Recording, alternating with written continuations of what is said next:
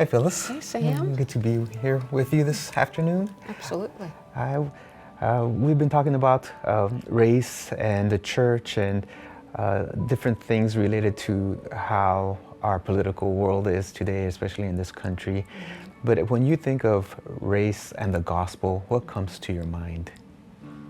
When I think of race and the gospel, particularly in this context within the U.S., oftentimes I think of who do people feel that the gospel is for?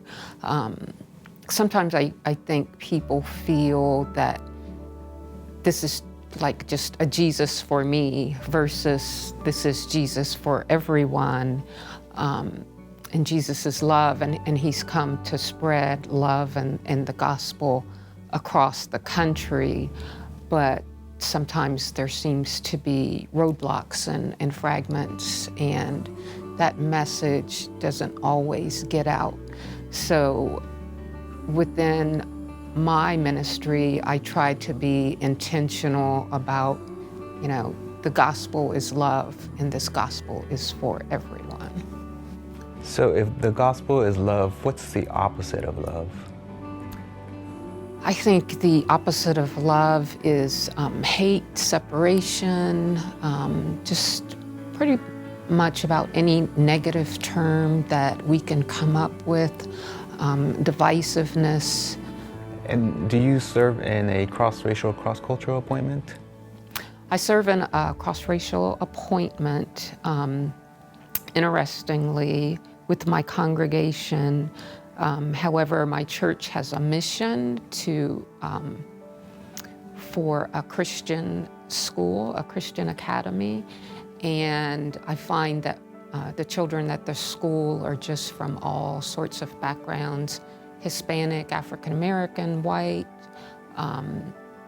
people from African nations, just all together as children.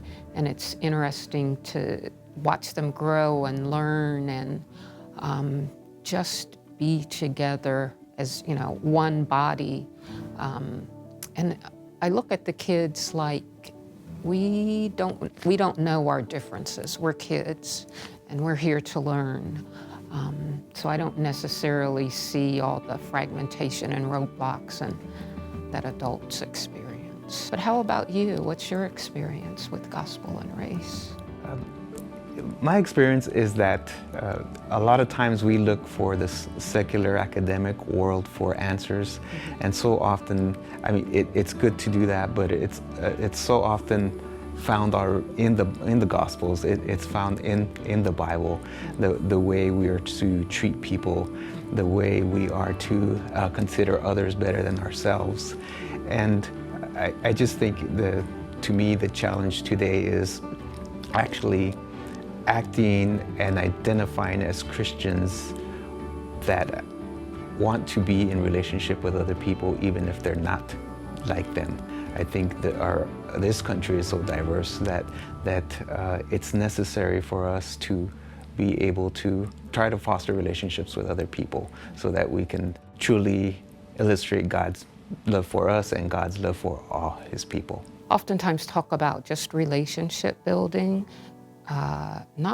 maybe not necessarily going out and preaching to someone, but like, hey, this is my name, and what do we have in common, and let's try to get to know each other and build a relationship, and then maybe that will create a springboard to go somewhere else.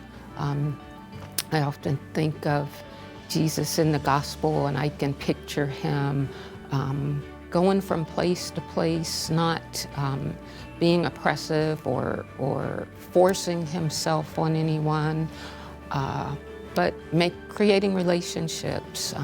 This is who I am, creating conversation and going from there.